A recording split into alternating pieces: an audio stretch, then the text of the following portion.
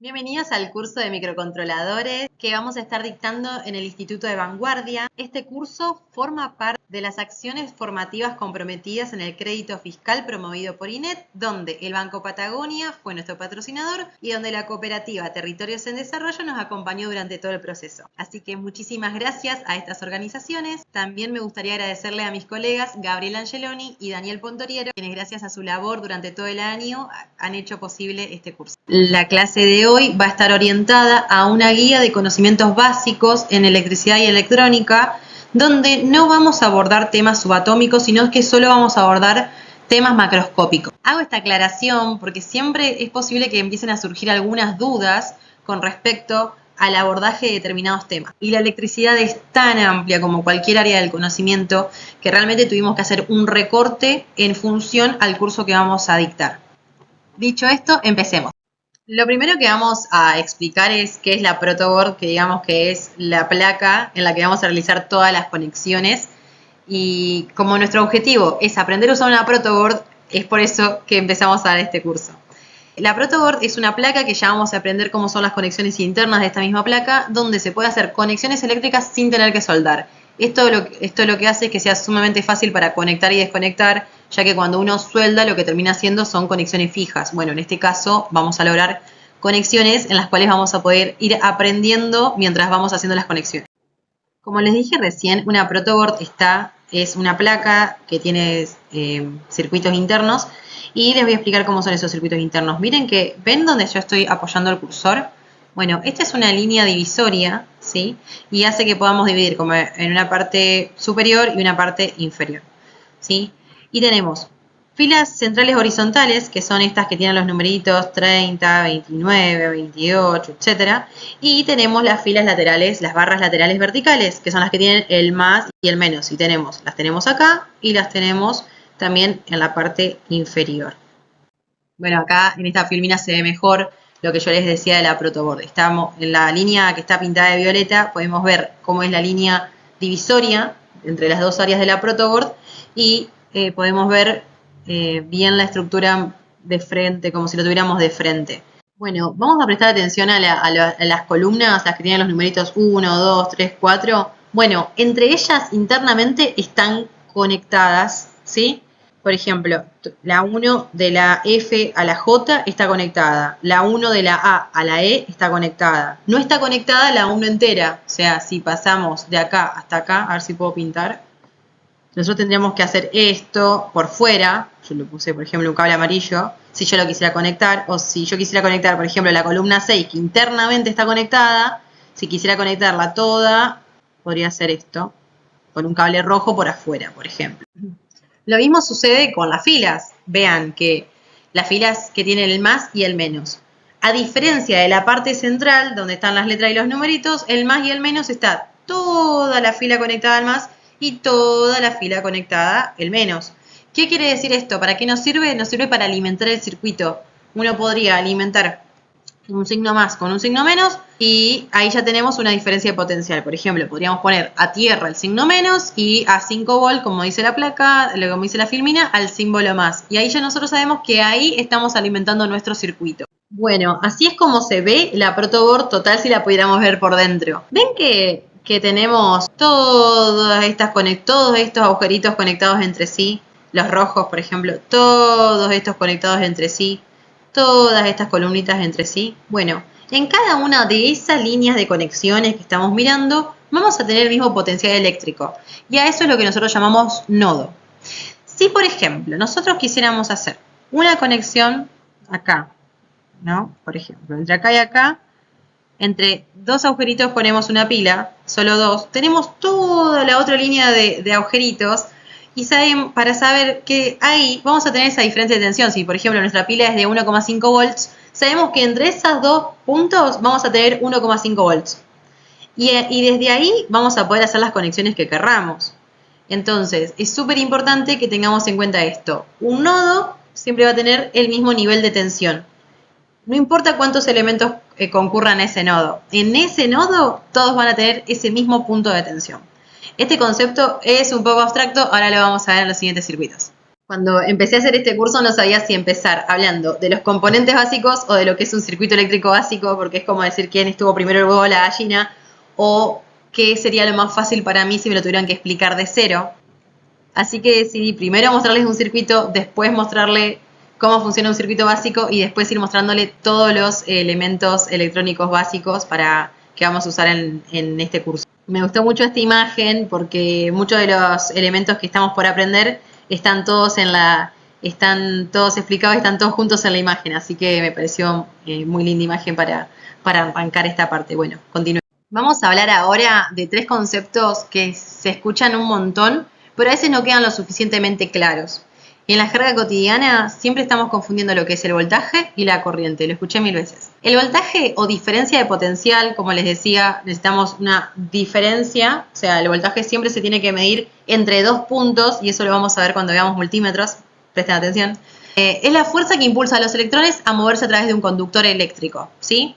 Se mide en voltios. El ejemplo más cotidiano que tenemos es el de nuestra casa, que nosotros sabemos que cuando enchufamos algún electrodoméstico, ¿a qué tensión la enchufamos? A 220 volts. Otro ejemplo súper común es el de las pilas. Cuando compramos, no sé, las pilas AA, sabemos que cada una tiene 1,5 volts.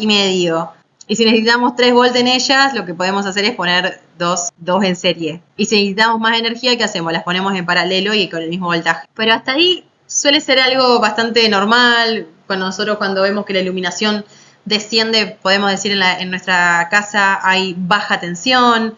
Cuando vemos que hay luz pero no podemos enchufar algo o no arranca, podemos decir, uy, en esta casa hay baja tensión. Ese es un concepto que se utiliza mucho, o sea, la gente lo tiene bastante asociado. El que no tiene tan asociado es el de corriente, porque ni siquiera sabemos en qué se mide la corriente. Y la corriente se mide en amperes. Y en el caso de este curso la vamos a medir en miliamperes, ¿sí? Porque vamos a trabajar con corrientes y voltajes pequeños. Como definición, la corriente es el flujo de electrones que se mueve a través de un conductor. Generalmente son cables. Gracias a que existe una diferencia de potencial, como les decía anteriormente. Generalmente cuando se hacen este tipo de cursos a nivel macroscópico, se le hace un paralelismo con el agua, a la corriente. Entonces, podríamos decir que si nosotros tuviéramos 2 tanques de agua, uno en el techo de tu casa y otro en el piso, ahí tenemos 2 diferencias de presiones, y si tuviéramos una manguera por la que ellos circulen, que sería como nuestro cable, nosotros abrimos la canilla, ahí circularía agua. Bueno, lo mismo pasa en la electricidad. Si yo tengo un punto de potencial, por ejemplo, de 12 volts y otro punto de potencial de 0, que podría ser la Tierra, y en eso yo pongo un circuito cerrado, un cable, ¿sí? Donde esto pueda circular, ahí va a haber circulación de corriente. Obvio, no vayan a decir que el agua es como la electricidad, porque el agua es un fluido y la electricidad no. Otra magnitud eléctrica básica que vamos a estudiar es el concepto de resistencia. La resistencia es la oposición al flujo eléctrico, ¿sí? Es la oposición al paso de la corriente. Y determina cuánta corriente puede pasar en determinado componente. Absolutamente todas las cargas eléctricas tienen alguna parte que tienen resistencia, tienen una componente resistiva. Cuando estamos recién arrancando a aprender circuitos, no nos vamos con los componentes más complejos, sino que nos enfocamos como si todo fuera una resistencia, como si la heladera fuera una resistencia, como si el ventilador fuera una resistencia, como si la computadora fuera una resistencia. La unidad es ohm. No solo las cargas eléctricas que nosotros representamos tienen resistencia, sino también existe el componente que se llama resistor, ¿sí? Que vamos a ver más adelante cómo lucen y cómo los pueden medir. Por último, les menciono 2 magnitudes eléctricas que generalmente se confunden bastante, que es potencia y energía, y se suelen confundir porque están íntimamente relacionadas. La diferencia es que una está en base del tiempo y la otra no. La potencia y la energía consumida consumida o generada por algún componente en el circuito, y la energía es la capacidad de realizar trabajo. Generalmente cuando vemos los consumos eléctricos de nuestro hogar, cuando viene la factura de la cooperativa eléctrica, vamos a ver que tenemos algo en kilowatt hora. Bueno, es porque estuvieron midiendo qué potencia estuvimos consumiendo en determinada cantidad de tiempo. Entonces hacen una integración y calculan la cantidad total de energía consumida. En cambio, podríamos decir potencia, lo podemos asociar a la potencia instalada en cada casa. Si nosotros sumáramos la potencia que consume la heladera, la que consume el ventilador, la que consume el aire, la que consume la estufa en invierno, la que consume los distintos electrodomésticos, podríamos decir, bueno, en esta casa hay una potencia instalada de tanto. Lo mismo en la industria, es el mismo concepto. Podemos calcular cuál es la potencia instalada. Entonces ya sabemos, bueno, cuánto es lo que le tenemos que entregar al circuito, ya sea de nuestra casa o de la industria que estemos analizando. ¿Por qué no siempre da igual? En la factura no nos van a cobrar por la potencia instalada generalmente, porque no todo el tiempo estamos usando los aparatos eléctricos todos al mismo tiempo. Y es por eso que los medidores que tenemos en el pilar de nuestros hogares, está todo el tiempo midiendo la cantidad de potencia que tenemos y el tiempo que los utilizamos. De todos modos los he mencionado, pero creo que en este curso no lo vamos a usar tanto. En realidad sí, cuando hablemos de los LEDs, pero no es necesario que hagan ningún cálculo, es algo que ya tenemos más tabulado de alguna forma. Y ahora sí les voy a mostrar lo que es un circuito eléctrico básico. Vamos a empezar mirando lo que es el generador, que podría ser una pila, podría ser el enchufe en nuestros hogares, puede ser una batería. ¿Ven que tiene dos bornes? Uno es para conectar lo que decíamos, el positivo, y otro el negativo. Es justamente para generar la diferencia de tensión que estuvimos hablando, la diferencia de voltaje, la diferencia de potencial, ¿sí? En la jerga le decimos voltaje, pero nos referimos a la diferencia de voltaje. Podemos ver un receptor que en este caso está representado por una lamparita, ¿sí? Que digamos que es un receptor muy simple de representar. Podemos ver el conductor, que en este caso es un cable de color naranja, podría estar construido de aluminio, de cobre. Un interruptor, que ¿qué hace? En este momento, por lo que yo veo, acá el circuito está abierto. ¿Qué quiere decir? Que acá no está encendida la lámpara. Cuando nosotros toquemos la tecla, toquemos el interruptor, ahí vamos a cerrar el circuito y ahí empieza a circular la corriente. Y por último, un fusible, que es un elemento de protección eléctrica. Es el elemento de protección más básico que existe. Podría ser, así como estamos viendo ahora un fusible, podría ser un guardamotor, una térmica o cualquier otro elemento de protección. Estos pequeños elementos, ya fíjense que con solo 5 elementos generamos un circuito. Tranquilamente este podría ser el circuito de una linterna, incluso sin el fusible. Bueno, en esta filmina explico un poco más lo que explicamos recién. La pila o fuente de alimentación cuenta con una diferencia de potencial en sus bornes. Al cerrarse el circuito, se conecta la carga eléctrica, queda conectada y empieza a circular corriente por ella. Acá le doy otro ejemplo. Por ejemplo, esto podría ser también el circuito de un juguete, un circuito simple, cosas que no necesitan demasiados elementos para funcionar. Más allá de que yo les di un montón de ejemplos, por ejemplo, la heladera, el ventilador, estuve mencionándolos todo el tiempo, ese tipo de electrodomésticos que son domiciliarios están conectados a una tensión alterna, generalmente a 220 volts en todo el país. ¿Qué quiere decir esto? Al ser una corriente alterna, es una corriente que está siendo generada instante a instante, ¿sí? Es una energía que se genera instante a instante por todas las generadoras del país. Por eso nos conectamos al sistema argentino de interconexión, que no es lo que vamos a hablar en este curso, pero lo que quiero decir es que eso es un tipo de origen de la energía eléctrica. ¿Qué otro tipo de origen tenemos de la energía eléctrica? Todo lo que son baterías y pilas, donde sí se puede almacenar, donde, es más, nosotros compramos las pilas, compramos la batería, la tenemos físicamente y están almacenadas de manera química, ¿sí? Y no nos sirven para alimentar una casa, claramente, nos sirven para hacer proyectos más pequeños. Y si quisiéramos alimentar una casa tendríamos que tener una habitación entera probablemente de baterías. Entonces, en este curso, para que es un curso más orientado a la electrónica que a la electricidad, vamos a trabajar en el orden de los pequeños voltajes, entre 5 y 10 volts, 16 volts se suele también utilizar mucho, y el orden de los miliamperes. ¿Se acuerdan que hablamos de las corrientes que se medían en amperes? Bueno, acá vamos a usar corrientes de miliamperes. Vamos a explicar la diferencia entre las conexiones series y las conexiones en paralelo. Empecemos por la conexión serie. La conexión serie es una conexión de elementos de circuito en la cual todos están recorridos por la misma corriente. ¿Cómo nos damos cuenta de eso? Porque ningún borne de ningún elemento está compartido exactamente con los otros dos bornes del otro elemento. Por ejemplo, si vamos a mirar la lamparita 1, ¿no? La lamparita 1 tiene dos bornes, uno acá y otro acá. Un lado del borne con quién está conectado y un lado de un borne está conectado con el interruptor. y el otro borne está conectado con la lámpara 2, ¿no? Vamos a ver la lámpara 2. Un borne está conectado con la lámpara 1. ¿Y el otro con quién? Con la batería. Analicemos la batería. ¿Con quién está conectada la batería? Un borne está conectada con una lámpara y el otro borne con el interruptor. Entonces, como vemos, no hay ningún elemento que en ambos bornes esté conectado con otro elemento, ¿sí? En cambio, están todos los elementos como si estuvieran agarrados de la mano todos entre sí jugando a la ronda, básicamente.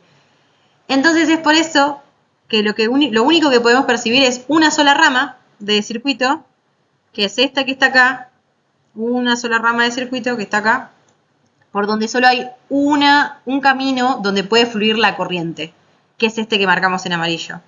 Entonces esto es lo que nosotros también podríamos decir una trayectoria cerrada o una malla. Entonces todos estos elementos están en serie. Vamos con el circuito en paralelo, el que está acá al lado. ¿Qué podemos ver acá? El interruptor no tiene ningún efecto más allá que, no tiene ninguna diferencia de potencial. Lo único que hace es abrir o cerrar el circuito. Pero lo que podemos ver es que el borne de esta lámpara es el mismo que el borne de esta lámpara. ¿Y con quién están conectados? Con el borne positivo de la fuente.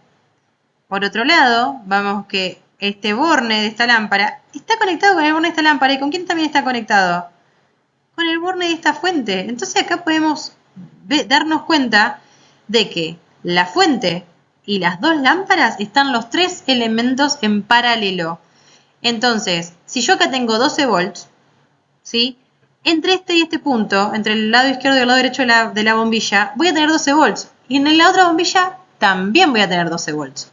Acá podemos ver que nuestra corriente, que surge de nuestra fuente de alimentación cuando se cierra el circuito, empieza a circular acá el flujo de corriente y cuando llega a este punto, a este nodo, como habíamos definido anteriormente, tiene que elegir si circula por acá o circula por acá. ¿Cómo va a ser esa elección? Bueno, según qué tan resistivo sea el circuito que le otorga la bombilla 1 y la bombilla 2. Si las bombillas fueran iguales, se supone que si acá va a circular 2 amperes, si acá están circulando 2 amperes, va a circular uno por acá y otro por acá. Y después, cuando se vuelven a unir en el nodo, vuelven a circular los 2 amperes. Entonces, en los circuitos paralelos, lo que podemos decir es que todos los elementos tienen la misma tensión, pero la corriente no va a ser la misma. Entonces, en resumen, circuitos series, misma corriente, diferentes caídas de tensión. Circuitos en paralelo, misma tensión, diferentes corrientes en cada uno de sus elementos. Pasamos ahora a ver algunos símbolos eléctricos más comunes, que son los símbolos que vamos a usar cuando tengamos que hacer algún dibujo, algún esquema de circuitería. El más conocido es el cable conductor, que es una línea. El interruptor, que ven que es como una tecla que yo quisiera marcar que está cerrado, lo marco así, y ahí ya es un interruptor cerrado, pero en general se dibuja abierto. Una pila, que podría ser como estuvimos hablando, las pilas de 12 volts, las pilas de 1,5, uno tiene que indicar. Una batería, que es una consecuencia de varias pilas. La bombilla, que digamos la lámpara, amperímetro y voltímetro, que son medidores de energía, el condensador, que ya en breve les voy a explicar lo que es un condensador, la resistencia, que se puede dibujar como con un diente de sierra o como un rectangulito, en ambas sirve, resistencia variable o potenciómetro, que también se los voy a explicar. Elemento termoeléctrico, termistor o resistencia térmica, que son elementos sensores de temperatura. Resistencias dependientes de la luz, que también se las voy a explicar en breve. Un diodo, que es un elemento que permite la circulación de corriente en un solo sentido. ¿Dónde nos sirve esto? Cuando se recuerdan que yo les expliqué lo que es la corriente alterna. La corriente alterna tiene ciclos positivos y ciclos negativos. Entonces, un diodo, por ejemplo, si uno conecta una fuente de corriente alterna y a continuación un diodo solo va a dejar pasar los ciclos positivos, por ejemplo. Con el diodo se pueden hacer múltiples combinaciones y es el elemento básico que nos sirve para la rectificación. Una inductancia, que es un almacenador de energía en forma de campo magnético. La fuente de corriente alterna, que es como una línea, como una ENIAC. Un motor, que es el círculo de la M. Un LED, diodo emisor de luz, y la Tierra. Dicho esto y vista la simbología de recién, vamos a hablar de todos estos componentes eléctricos básicos. Espero ser lo más breve y concisa posible. Arrancamos por las pilas, que como les dije hace unos minutos atrás, son elementos que almacenan energía en forma de energía química y alimentan con corriente eléctrica al circuito en forma de corriente continua, ¿sí? Y se conectan entre el positivo del circuito y la tierra o la masa. Se usa en un montón de electrodomésticos y en un montón de elementos pequeños. Ya ahí dije varios: calculadora, reloj, juguete, timbres y cosas donde se necesite poca energía. Una cámara de fotos, y todavía siguen teniendo cámara de fotos, por ejemplo. Los cables, esto es algo que todo el mundo conoce. En específico, en este curso vamos a usar estos cables que se llaman jumper o DuPont, que son cablecitos flexibles y ven que tienen un alambrecito en la punta, que caben justo en la protoboard.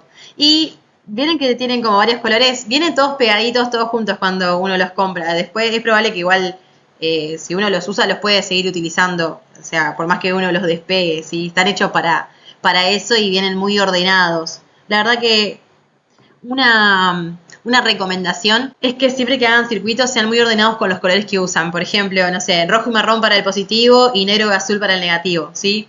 No tenés el cable de ese color, no pasa nada, pero trata de ser ordenado cuando hagas las conexiones, ¿sí? De tener al menos una referencia de colores, porque después llega un momento que se complejiza tanto el circuito que no tenés la más pálida idea si estás hablando de algo que tiene tensión o no tiene tensión. Resistencias o resistores propiamente dichos. A mí me gusta decir resistores como para decir, bueno, estoy hablando del elemento propiamente dicho. Como habíamos dicho, limitan el flujo de la corriente y nosotros siempre representamos la resistencia como cualquier carga eléctrica. Pero propiamente dicho, existe el elemento que se llama resistor o resistencia. Vamos a usar mucho nosotros de 220 o de 330 ohms o megohms también se puede usar, y cuentan con un código de colores. Vienen normalizadas porque si no sería muy difícil, si el cálculo a vos te da que tenés que usar una resistencia, un resistor de 21,37 ohms y es muy complicado que justo encuentres uno de 21,37.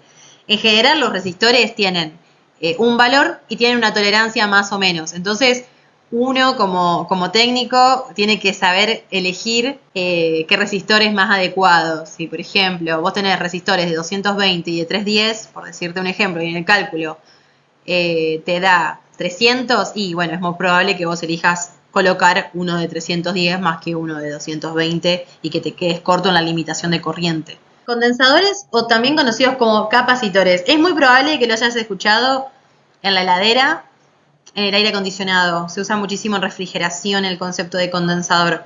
Bueno, son elementos que almacenan energía en forma de campo eléctrico y lo que permiten es darte una descarga rápida de energía en algún momento que vos lo necesites. Entonces, almacenan energía en formato de voltaje, digamos, y te dan una descarga de voltaje instantánea. ¿Para qué sirven mucho los capacitores, además de lo que le acabo de mencionar? Para suavizar fluctuaciones de voltaje, mejorar estabilidad, filtrar señales, eliminar ruido eléctrico. Entonces, en electrónica tiene muchísimos usos. Si ustedes recuerdan las placas de los videojuegos de los 2000, por ejemplo, de la Family y del Sega, puede llegar a que recuerden que se ven a veces en los mismos jueguitos o en las mismas consolas, se ven mucho de los capacitores. Acá en la foto quise poner algunos y no se ven todos los tipos, pero bueno, algunos son de este tamaño cilíndrico, que por ejemplo en las computadoras hay mucho, en las placas de video de consolas hay muchos de estos. Tienen distintas formas. Yo ahí les detallé algunos de los más comunes. El relé es uno de los elementos más importantes en la electrónica y en la electricidad, a mi criterio, porque te permite controlar un circuito de potencia con una señal de mando. ¿Qué quiere decir esto? Que yo con una señal muy muy chiquita, con una potencia muy muy chiquita, puedo estar interviniendo o controlando o mandando señales a un circuito de potencia, que sería muy difícil para mí y muy riesgoso si yo tuviera que hacer esas conexiones de manera directa. Entonces el relé te permite separar de manera magnética los circuitos. Más adelante, al final de esta presentación, te doy un circuito de un relé. En la parte donde hacemos ejercicios te doy un circuito de los relés. Los LED son diodos emisores de luz, es decir, que la circulación de corriente va para un solo lado. Todos ya conocemos lo que son las lamparitas LED. En particular, en el curso vamos a utilizar este estilo, que son muy pequeñitas. En la filmina próxima les voy a mostrar un esquema de cómo son. Y es muy necesario aprender a conectar el ánodo y el cátodo en donde van. Acá pueden ver un esquema de lo que es un LED. El ánodo es el que tiene el terminal más largo y el cátodo es el que tiene el terminal más cortito. Los potenciómetros son resistencias variables. ¿Y cómo varían esa resistencia? Con un elemento mecánico. Por ejemplo, podemos tener estos que son deslizantes o estos que son rotatorios y van seleccionando de alguna manera cuál es la resistencia que queremos tener. ¿Dónde los utilizamos mucho? Por ejemplo, el ventilador, que tiene 3 distintos niveles, o en algunos hornos eléctricos también, que tienen una especie de perilla. Ahí uno va seleccionando qué tipo de resistencia interna elige para que vaya cambiando la velocidad con la que gira el ventilador o la potencia con la que te va a entregar calor el horno eléctrico. También se utiliza mucho el concepto de resistencia variable para algunos arranques de motores, pero básicamente, en resumen, lo que te pueden controlar es corriente o voltaje en algún circuito de una manera más fácil que poner una serie o un paralelos de resistores independientes. Ya con un solo potenciómetro, uno tiene un gran rango de resistencias para modificar. En electrónica se utilizan mucho también las fotorresistencias. Por ejemplo, un automatismo muy simple es cuando desciende la luz ambiental, la fotorresistencia detecta ese cambio y enciende automáticamente las luces de la galería, las luces de la pileta, las luces del patio. Vamos con el servomotor, que es un motorcito que se utiliza muchísimo para moverse en un rango limitado, o sea, generalmente son 180 grados y tiene posiciones precisas. Puede controlar, por ejemplo, el movimiento de una puerta, de un portón, de una rueda, puede detectar la posición de algún elemento y a partir de allí tomar alguna decisión. Obviamente con nuestro automatismo, tomar alguna decisión. Esto se utiliza mucho en automatizaciones industriales, por eso es un elemento que estaría buenísimo que aprendamos a utilizar en este curso. Bueno, vamos a hablar de lo que es el piezoeléctrico, que es un componente que convierte la energía eléctrica en vibraciones sonoras. También el piezoeléctrico lo podemos ver en algunos elementos que tienen la capacidad de detectar movimiento y generar energía eléctrica. Ustedes pueden llegar a conocer los dos. Generalmente en Arduino vamos a usar el que expliqué primero, el que convierte la energía en sonido. Se va a usar mucho en alarmas, en dispositivos electrónicos, en teléfonos y demás. Sensores de temperatura hay miles. Acá les menciono el LM35, que se usa muchísimo con Arduino, pero básicamente lo que hacen los sensores de temperatura es detectan una temperatura y la convierten automáticamente en una señal de voltaje. Entonces lo que uno lee desde el Arduino es esa señal de voltaje. Generalmente tienen una especie de escala, ¿no? Por ejemplo, 4 volts puede llegar a significar 20 grados y los 20 volts puede llegar a significar 40 grados. Y nos vamos a mover en ese rango, entre los 20 y los 40, por darles un ejemplo. Y lo lindo de este sensor en particular justamente es que tiene una salida proporcional, o sea, es directamente proporcional. ¿Por qué lo explico? Porque hay una amplia cantidad de sensores de temperatura. Realmente creo que los sensores de temperatura son para escribir un libro entero de sensores de temperatura. Y no todos tienen una salida proporcional. Algunos tienen salidas logarítmicas, exponenciales. Entonces, este en particular es muy bueno para lo que estamos estudiando. Espero que hasta acá haya quedado todo más que claro. Igualmente, si hay alguna duda o algo que creen que no lo he explicado con total claridad, lo pueden preguntar en cualquiera de las clases del curso o lo pueden dejar acá en comentarios. Vamos a hacer un alto en la huella y vamos a explicar 3 cosas que no nos tenemos que olvidar, que bueno, ahora que estamos en la mitad de este video lo vamos a reflotar, que es la polaridad. Hay componentes como los LEDs y los capacitores que tenemos que ser muy cautos en respetar la polaridad. Por ejemplo, en un resistor no pasa nada si lo conectas al revés porque en realidad tiene el mismo funcionamiento, pero en los LEDs y los capacitores, ojo. Cortocircuito. ¿Qué es un cortocircuito?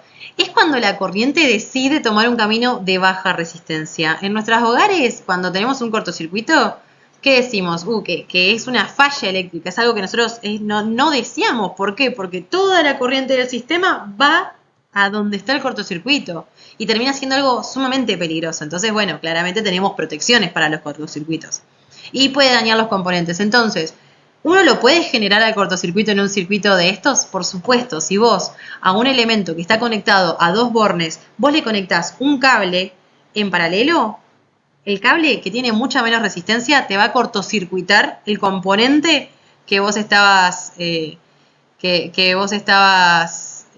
trabajando. Entonces, la corriente va a elegir ir por ese camino, y si por ese camino tenés componentes que no pueden recibir esa corriente, los vas a lastimar. Así que hay que estar atento en que uno mismo no genere cortocircuitos a la hora de hacer los circuitos en los Arduinos. Y las conexiones a tierra. La tierra, como les mencioné antes, nos da lo que nosotros conocemos como el potencial cero. Entonces, generalmente, siempre que queremos generar alguna protección, vamos a buscar que las corrientes indeseadas o las posibles corrientes, en este caso podría ser la posible corriente de ese cortocircuito, vayan directamente a tierra.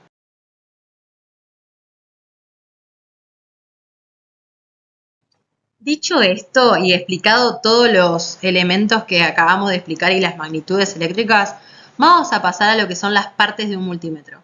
Esto vamos a explicarlos, a mí me encantaría explicarlo en la forma práctica. De todos modos, le doy un lugar en este video para que, si tienen alguna duda, podamos recurrir constantemente al video.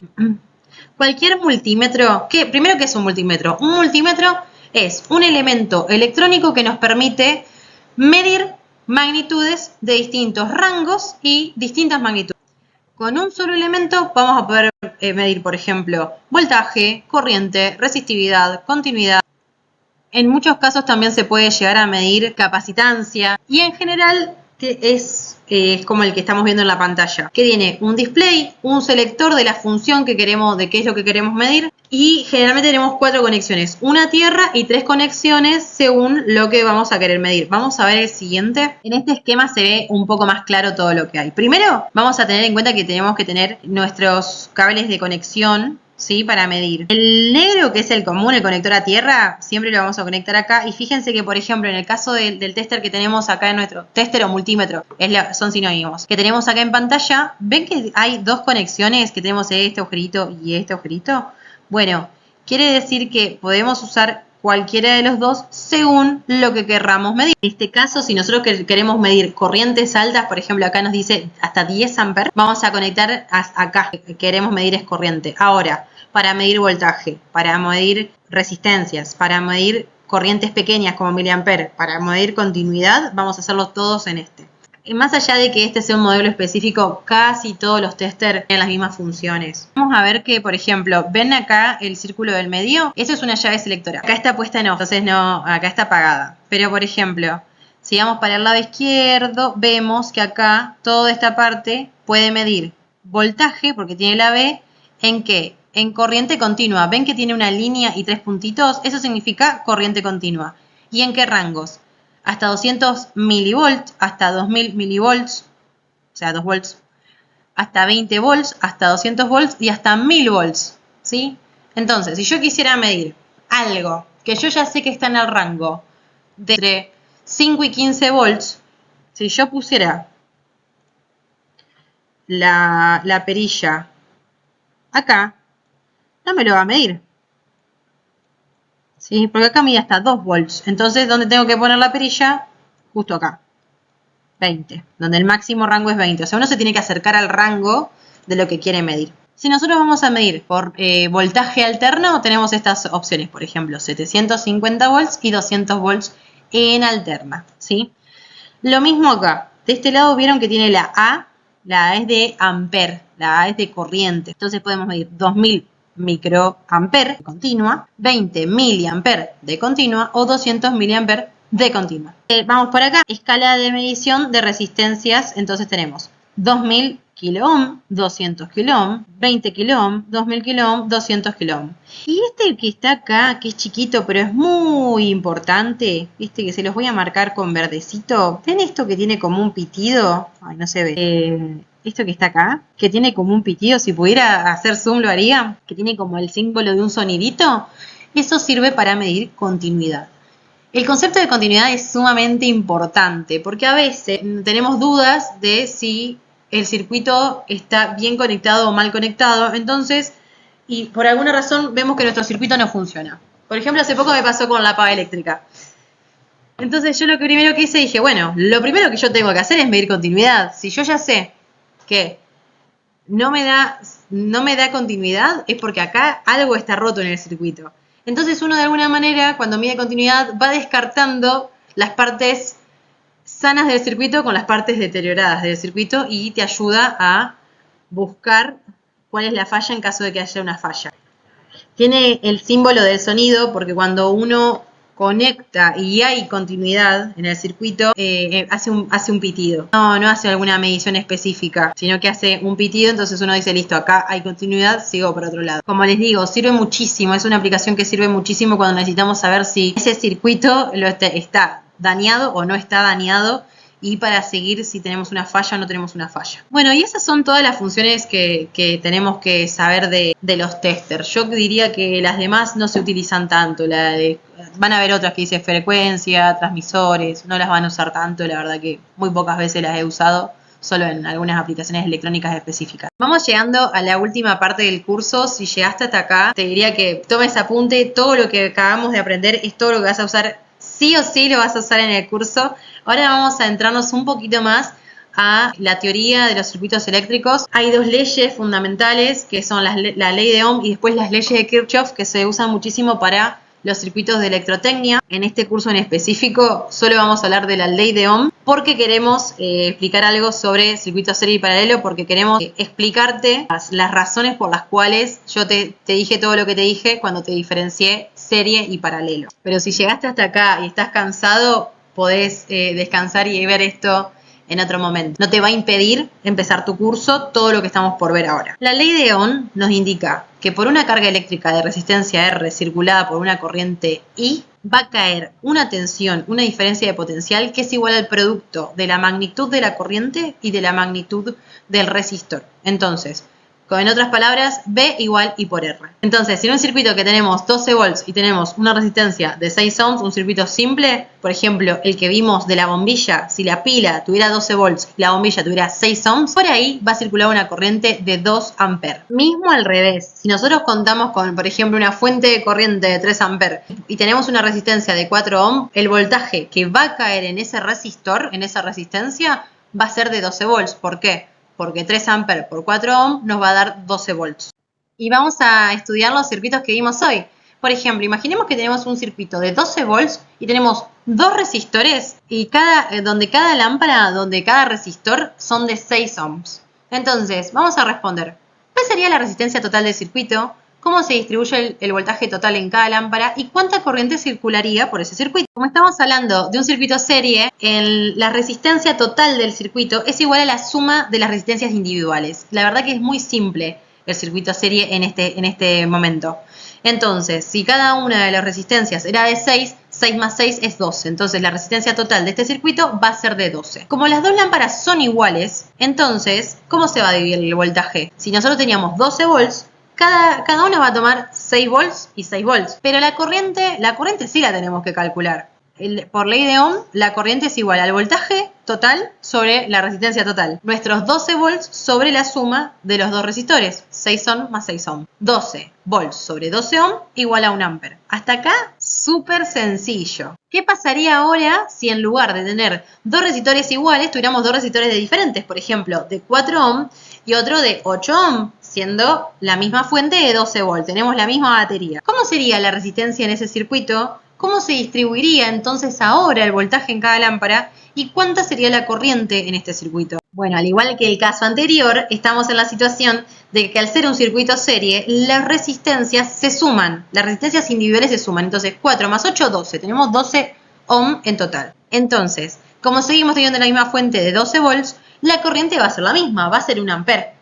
Ahora, cada una, en el circuito anterior, como eran iguales las lámparas, en cada una caían 6 volts. Ahora no, porque no son iguales. Una es de 4 ohm y la otra es de 8 ohm. Entonces, ¿qué tenemos que hacer? Aplicar la ley de Ohm. Como vemos acá, la ley de Ohm que nos decía que el voltaje es igual a la corriente por la resistencia. Entonces, la corriente en este circuito ya calculamos que va a ser 1 ampere. Y va a ser igual en todos los elementos porque es un circuito serie. Pero en esta lámpara ahora es de 4 ohm, entonces 1 ampere por 4 ohm, 4 volts. 1 ampere, de nuevo, por 8 ohm, 8 volts. Entonces vemos que la fuente nos está entregando 12 volts entre dos elementos, pero ahora se lo repartieron diferentes según sus resistencias. Si nosotros sumamos 4 volts más 8 volts, ¿qué nos da? 12. Entonces, entre las dos lámparas consumieron el total de la tensión que había disponible. Sin embargo, como tenían resistencias distintas, se la repartieron de manera diferente. Y acá está lo que yo les dije al principio del curso. Es muy difícil en la vida diaria imaginarnos para qué podemos usar esto. ¿Dónde nos sirve tener una caída de tensión en un lado y otra en el otro? La verdad que no nos sirve demasiado. Eso es lo que podemos llegar a pensar. Sin embargo, existe el concepto de resistencia limitadora. Cuando nosotros queremos limitar, cuando nosotros tenemos una fuente, por ejemplo, de 12 volts, pero nosotros necesitamos alimentar un elemento que necesita menos tensión o menos corriente, sí o sí tenemos que limitarlo. Y la resistencia, el resistor, es un elemento sumamente barato con el cual podemos hacer esto de limitar la corriente que circula por allí. Es por ello que a continuación lo que les estoy mostrando es un circuito real de una situación que ustedes pueden tener en la vida real, justamente. Miren, tenemos un Arduino cuyo voltaje tiene 5 volts. Tenemos una batería donde solo tenemos 5 volts. Pero necesitamos alimentar una lamparita LED cuyo voltaje de polarización es de 1,8 volts. Acá falta la V de volts. ¿Qué pasa? Si yo le pongo los 5 volts directos, si yo hago un circuito donde conecto directo, donde conecto acá, imaginemos que hago un cortocircuito, esto sería un cortocircuito todo este lado, conecto acá y cortocircuito todo esto, ¿qué voy a hacer? Va a tener una sobretensión, va a tener una sobrecorriente y esto nos va a dejar de funcionar. Entonces, ¿cuál es la solución? Agregamos un resistor acá y definimos cuánto tiene, y la dificultad es cuánto tenemos que poner, de qué valor de resistencia ohmica tiene que ser nuestro resistor. ¿Cómo lo calculamos? Si nosotros tenemos 5 volts acá y nosotros necesitamos un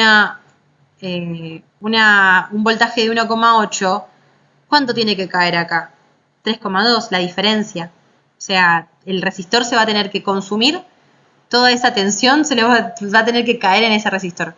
Y por otro lado, tenemos que limitar, no podemos poner cualquier resistor, sino que tiene que ser uno que justamente permita pasar la corriente de polarización de un LED, que sería la corriente de trabajo, que en este caso son 20 mA.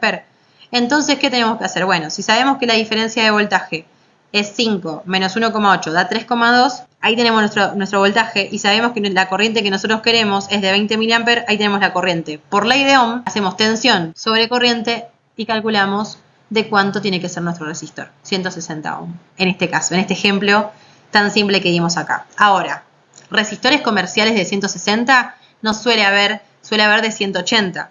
¿Sirve o no sirve de 180? Por supuesto que sirve, porque es una resistencia más grande de lo único que tenemos que hacer es decir, bueno, listo, coloco una de 180 y vuelvo a hacer los cálculos de mi circuito. ¿Cuánto es al final la corriente? ¿Va a ser 20 mA? No, probablemente sea un poco más chica. ¿Nos sirve igual? Por supuesto que nos sirve, porque una corriente más chica no va a lastimar a ninguno de los elementos. Una corriente más grande probablemente sí. Lo mismo la tensión. ¿Va a caer la tensión? Por supuesto que va a caer la tensión que necesitamos. ¿Y nos va a encender el LED? Por supuesto que nos va a encender el LED que estamos necesitando. Estamos llegando al final del curso y para terminar, ya que hicimos todo lo de serie, vamos a explicar todo lo que son los circuitos en paralelo. Como dijimos antes, los circuitos en paralelo tienen todos los elementos conectados en los mismos nodos, o sea, todos los bornes positivos a un nodo y todos los bornes negativos al otro nodo. Si seguimos con el ejemplo de nuestra fuente de 12 volts y te volvemos a las primeras dos lamparitas de 6 ohm, vamos a calcular cuál es la resistencia total del circuito, qué corriente circula por el circuito y cómo se reparten la corriente las lámparas. En este esquema habíamos dicho que la tensión eran iguales en todos los elementos. Entonces, si yo acá tengo una fuente de 12, necesariamente en esta bombilla van a caer 12 y en esta bombilla van a caer 12. Entonces, esto sería lo mismo que poner el ejemplo de si acá tuviéramos, no sé, todos los electrodomésticos de nuestra casa. Si nosotros tuviéramos la fuente de 220, acá podría poner en paralelo todos los electrodomésticos de nuestra casa. ¿Y qué cambiaría en cada electrodoméstico? Justamente la corriente. Ahora, en este caso tenemos dos bombillas que son iguales. Entonces, el camino que hace la corriente es el siguiente. Viene la corriente total, justo llega acá y se divide en los dos lados. Se divide la mitad acá y la mitad acá. ¿Y cómo se va a dividir? Bueno, una forma que podemos hacer es calcular la resistencia equivalente y después hacer la corriente total por ley de Ohm, despejar la tensión, que son 12 volts, sobre los 3 ohms de la resistencia equivalente, igual a 4 amperes. O la otra opción es directamente hacer 12 volts, que serían lo que tenemos acá en la fuente, sobre 6 ohms, que sería 2 amperes, y ya sabemos que por acá van a circular 2 amperes. Si acá circulan 2 amperes y acá circulan 2 amperes porque son iguales, acá van a circular 4. O sea, se puede hacer de las dos formas, calculando la resistencia o calculando directamente por ley de Ohm. Lo que nos tiene que quedar claro es que las tensiones van a ser todas iguales y las corrientes se van a ir repartiendo. ¿Qué pasaría si tenemos resistores distintos? Vamos a verlo. En este último ejemplo, volvemos a las lamparitas que tenían 4 y 8 ohm. Acá se nos hizo un poquito más difícil. ¿Cuál es la resistencia total del circuito? ¿Cuánta corriente circula por el circuito total? ¿Y cómo se reparten las corrientes cada lámpara? Podríamos calcular la resistencia equivalente, como habíamos dicho, digamos con la formulita de multiplicar las resistencias y después dividirlas por la suma. Esa es una forma. Y la otra es decir, bueno, si yo tengo acá 12 volts y una lamparita tiene 4 ohms, ¿cuánto va? 12 sobre 4, ¿cuánto va a ser? Si yo tengo después esta otra de 8, 12 sobre 8, ¿cuánto va a ser? Aquí es donde resolvemos esto. 12 sobre 4 nos da 3 amperes. 12 sobre 8 nos da 1,5. Entonces, por la primera lámpara, la de 4 ohm, van a circular 3 amperes. Y por la otra lámpara, la de 8 ohm, va a circular 1,5. ¿Tiene sentido esto? Por supuesto. Como la lámpara de 8 es más resistiva, opone más oposición al paso de la corriente. Entonces la corriente resulta ser más chiquita. La lámpara de 4, al tener una resistencia más chica, se opone menos a que pase la corriente. Entonces pasa más corriente. Y así es como se han repartido, en este ejemplo, las corrientes. La corriente total, ¿cuánto va a ser? Y la suma de ambas, 3 más 1,5 da 4,5 amperes. Entonces, por la fuente, ¿cuánta corriente va a entregar la fuente? Bueno, la suma, 4,5 amperes. ¿Y cómo se van a dividir? En el resistor más chico va a pasar más corriente, en el resistor más grande va a pasar menos corriente. ¿Sí? Y este realmente sí es el claro ejemplo de una instalación eléctrica domiciliaria o industrial en la cual tenemos diferentes cargas, todas de diferentes resistencias y cada una con su consumo particular. Esta es la última filmina y es para los más curiosos, los que se preguntarán cómo es el circuito básico de un relé. Bueno, acá este es el circuito más básico que pude encontrar para explicarles un relé. Vamos a ver la parte de arriba. Vemos que acá tenemos una pila, que puede ser, no sé, de 12 volts que estuvimos jugando hasta recién, un pulsador que que cuando lo mantenemos empieza a energizar el circuito, y acá nuestro relé.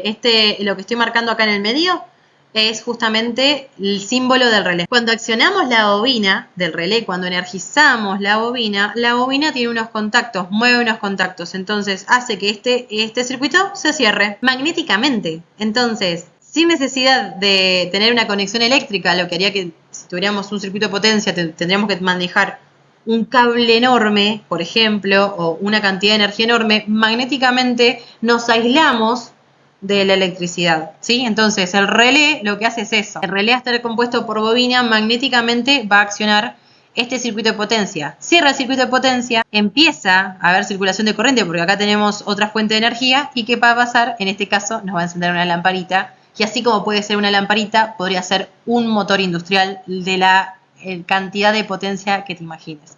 Y acá es un GIF que muestra básicamente lo mismo. Cuando se cierra el número 1, ¿qué pasa? La bobina que está en el número 2 se activa, cierra el interruptor del 3 y nos ilumina la lamparita que estaba apagada. Esto fue todo por hoy. Espero que les haya gustado, espero que hayan aprendido, espero que tengan muchísimas dudas y los esperamos el próximo martes para empezar nuestro curso de microcontroladores.